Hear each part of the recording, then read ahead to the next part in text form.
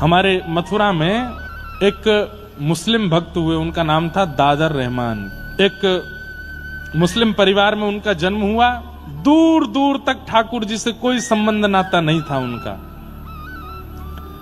मदरसा पढ़ने के लिए जाते थे, लेकिन बड़े सीधे थे, मन बड़ा निर्मल था इनका। भले ही मुस्लिम परिवार में जन्मे थे, लेकिन ईद आदि के मौके पर जब हिंसा होती थी तो ये अपने घर में छुप करके बैठते, बहुत रोते। इनकी माँ बोलती, क्यों रोते हो? मुझसे देखा नहीं जाता, आप जीव को क्यों मारते हो? उसको भी तो जीने का अधिकार है। कोई व्यक्ति हमारे पेट को भरने के लिए थोड़ी जीवित होगा।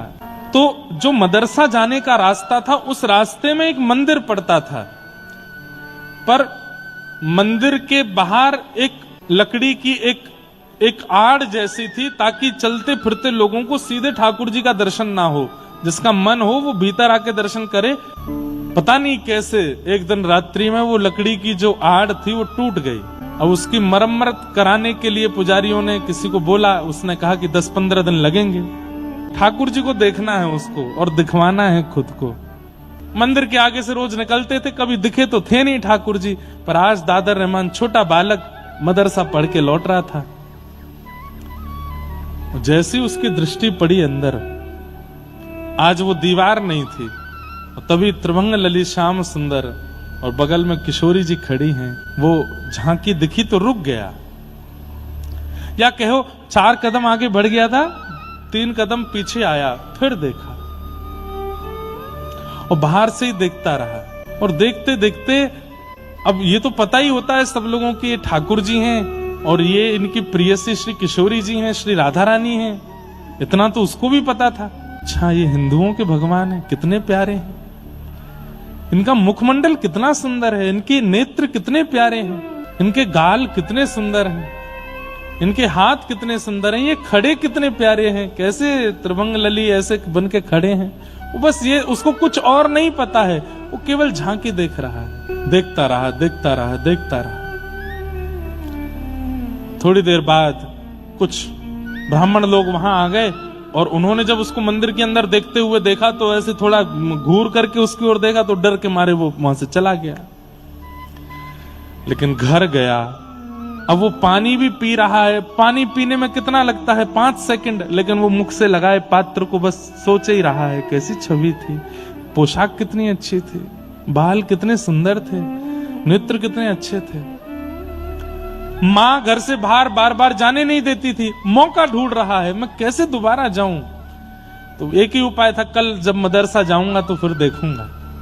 तो बस रात भर यही है, रात्रि तुम जल्दी जाओ, जल्दी से सुबह उदय हो।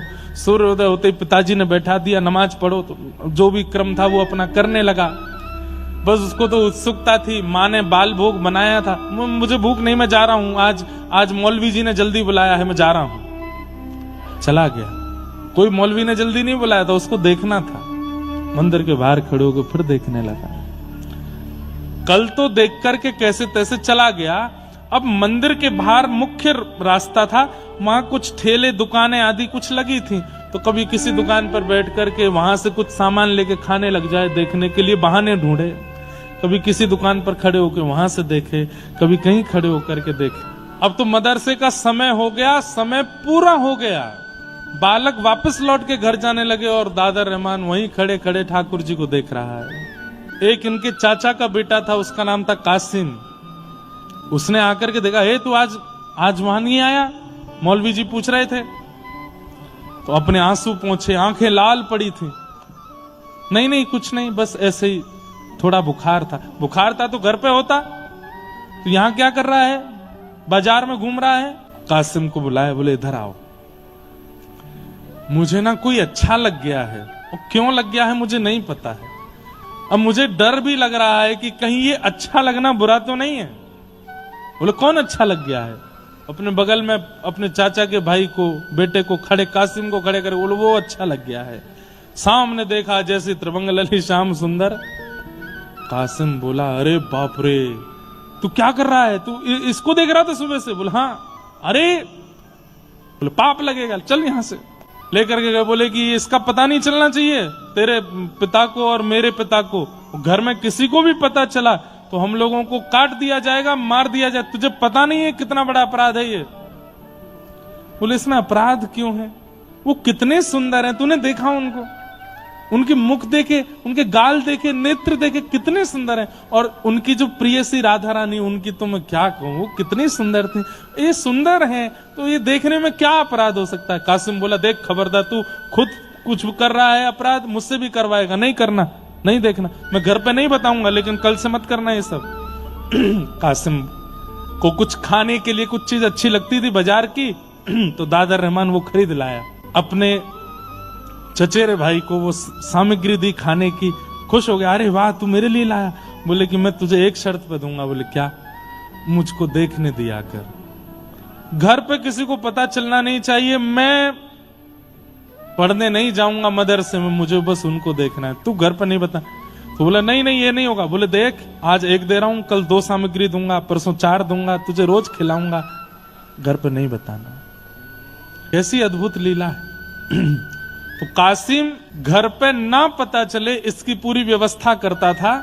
वहां जाके मौलवी जी को रोज बोल देता था वो तो बीमार पड़ा है, उसको तो कुछ पेट में दिक्कत हो गई है, उसको ऐसा हो गया है वैसा हो गया है, इसलिए वो नहीं आ रहा है। 4-5 दिन निकलने के बाद कासिम बोले देख आज मौलवी जी कह रहे थे अगर दादर नहीं आया तो मैं उसके घर जाके देख के आऊंगा उसको, भाई क्यों नहीं आता है वो। तो दादर रहमान दूसरे दिन चला गया पढ़ने। 4-5 दिन बाद तो मौलवी जी ने बैठाया, बोले कहाँ था तू, क्या था, क्या कर रहा था? तो सब उसने झूठ वूठ बोल के किया। अचानक से उसने पूछ लिया, बोले मौलवी जी एक बात बताइए। बोले क्या? एक काफिरों के भगवान को अगर देख लेते हैं तो उससे कुछ होता है क्या?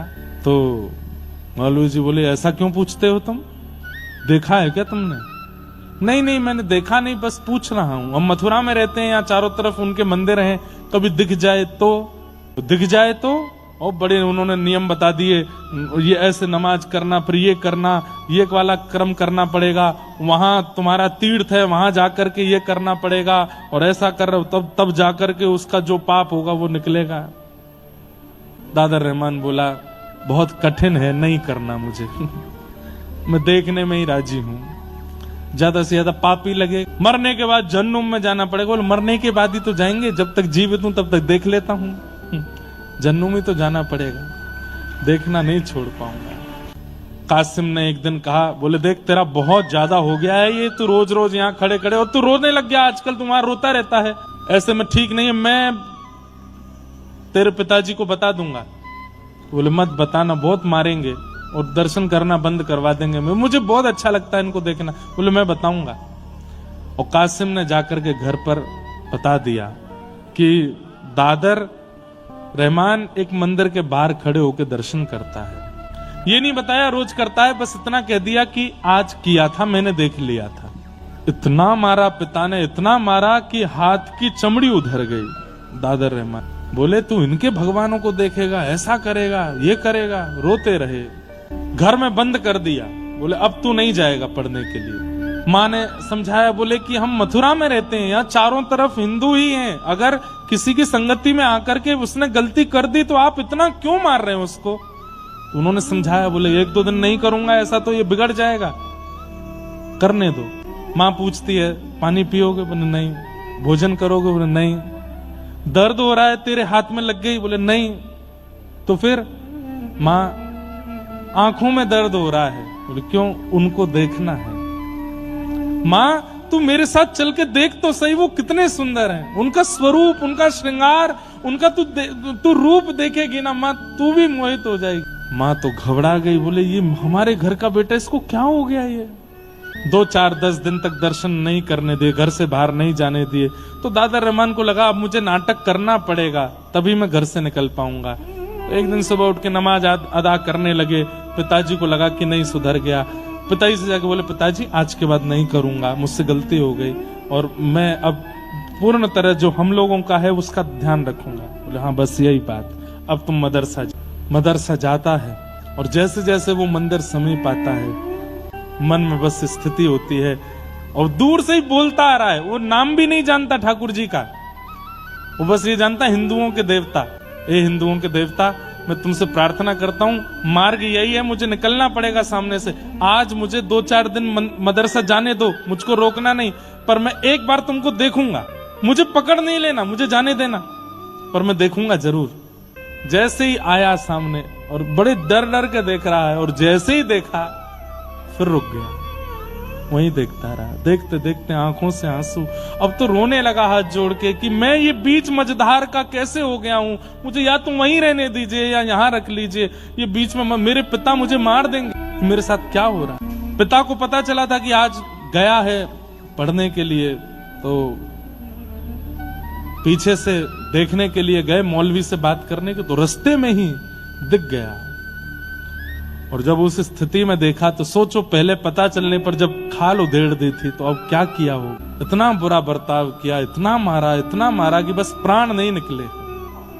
पूरा मुख सूज गया, हाथ सूज गए, पैर सूज गए, और तब भी रो रहे हैं दर्द से नहीं कि मैं उनको देखे बिना रह नहीं पा रहा। और वो अपने पिता को समझा रहे हैं, इसमें मेरा कोई वश नहीं है पिताजी, पता नहीं क्यों मेरे नेत्रों को वो सुहा गए।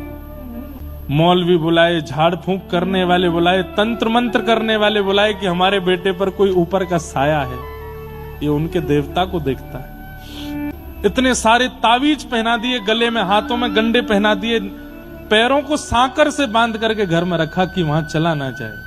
तंत्र मंत्र वाले आ गए, झाड़ फूंक करने वाले आ गए। अब तो स्थिति ये हो गई, बिना नाम जाने, बिना कोई यज्ञ तप जप जाने, कुछ नहीं पता है प्राप्ति के लिए करना क्या पड़ता, कुछ भी नहीं आता है, लेकिन बैठे बैठे बस हंस रहे हैं। पूछते हैं तंत्र मंत्र करने वाले, कौन है तेरे सिर के ऊपर, कौन है? तो बोले, घर से निकल के जब मदरसे के रास्ते पर जाओगे तो बाएं हाथ पे एक मंदिर पड़ेगा, वहां जो खड़े हैं वही हैं, वही हैं, तन में, मन में, जीवन में, बुद्धि में, चित्त में, नेत्रों में, बस उनके अलावा कुछ नहीं, उन्हें देखना है। अब तो वो प्रार्थना करने लगे ठाकुर जी से कि नाथ अब मैं नहीं रह पाऊंगा, अब मेरी स्थिति कुछ ऐसी हो गई है कि मैं कुछ जानता भी नहीं आपके बारे में, मुझे आपका नाम भी स्पष्ट नहीं पता, बस देखने की इच्छा है मेरी, अब कृपा। और बस एक दिन मौका पा करके पहुंच गए मंदिर के बाहर, प्रतीक्षा कर रहे हैं कि मंदिर खुले, दर्शन हो।